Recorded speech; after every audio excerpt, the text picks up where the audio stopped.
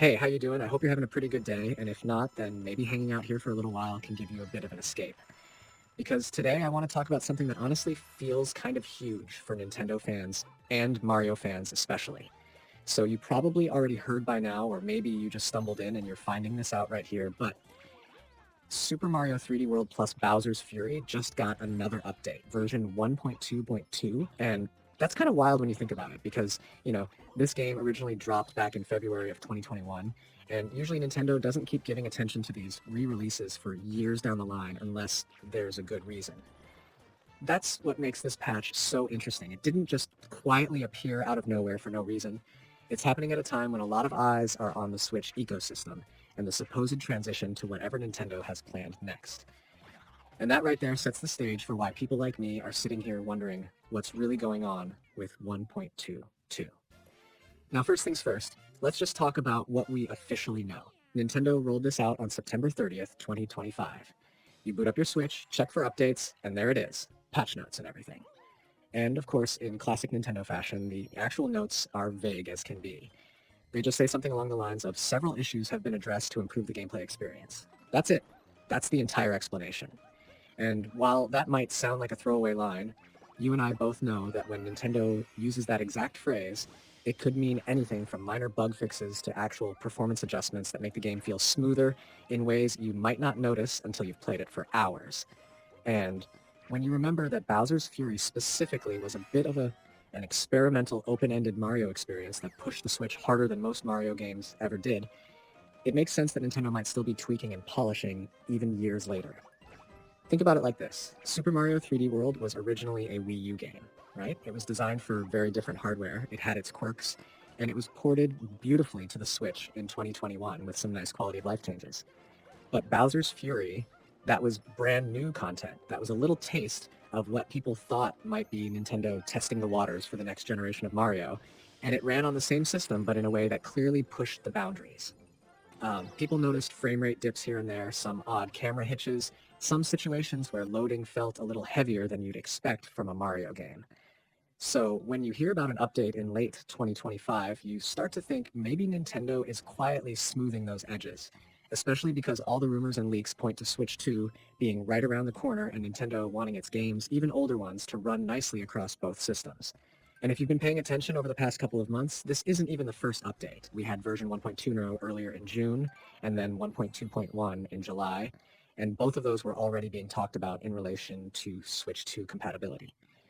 The idea is that Nintendo is basically preparing its library for an easy transition. So if you pick up your new console, these games are either ready to go or at least won't feel broken when you play them on updated hardware. That's why 1.2.2 doesn't just feel random. It feels like part of a bigger picture. And honestly, the more you think about it, the more it feels like Nintendo is being sneaky about giving Bowser's Fury an extended lifespan, almost like a soft reminder that this game exists and it's still worth playing, maybe even a hint at what's coming next for the Mario series. Let's be real here. Mario is Nintendo's crown jewel, their mascot, the character that defines gaming for generations. When Nintendo does anything with Mario, it's deliberate. So even though they don't spell out what's inside patch 1.2.2, there's no doubt in my mind that it's not just about bug fixes.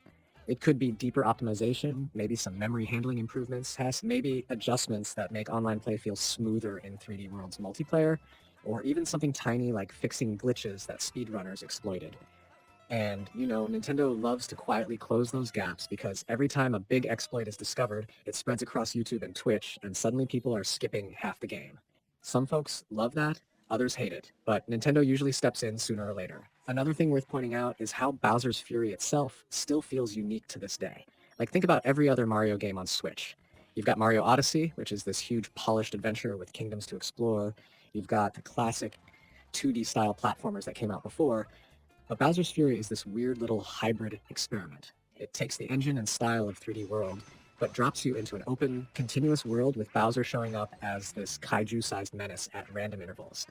It was short, it was compact, but it showed Nintendo trying something new. And here we are years later still seeing updates for it. That's honestly kind of exciting because it suggests Nintendo hasn't forgotten about that formula. Like maybe we'll see Bowser's Fury expanded into a full game down the line, maybe on Switch 2. And if you're like me, you probably start connecting the dots between this update and everything happening around Nintendo lately. The Mario movie was a massive hit in 2023. We've got another one reportedly in development. Nintendo's theme parks are expanding, and 2025 is clearly a setup year for their next big console.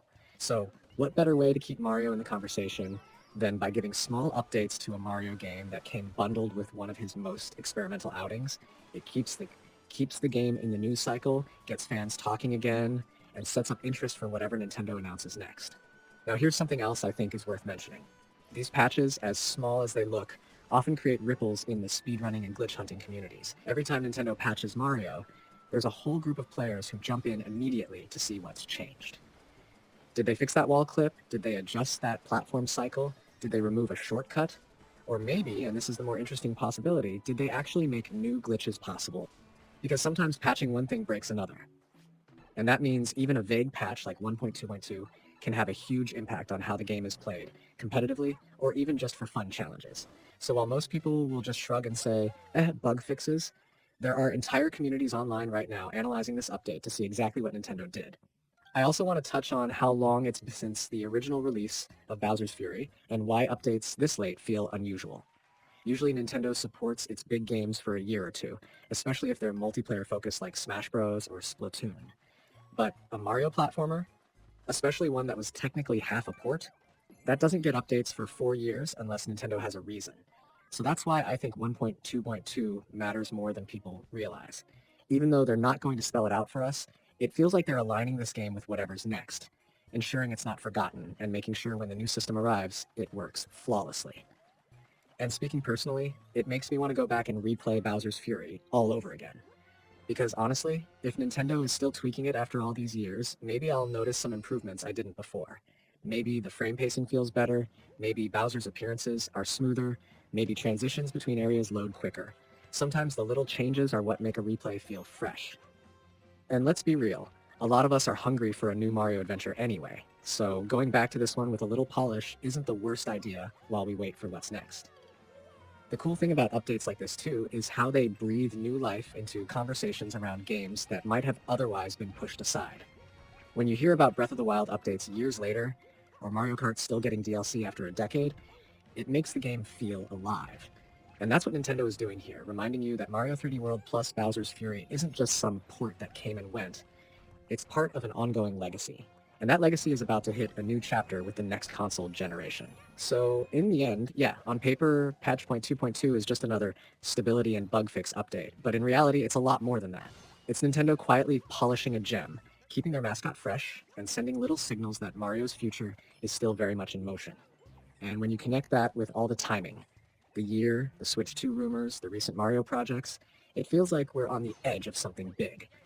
Maybe Bowser's Fury was never just a side experiment. Maybe it was always the testbed for the next era of Mario.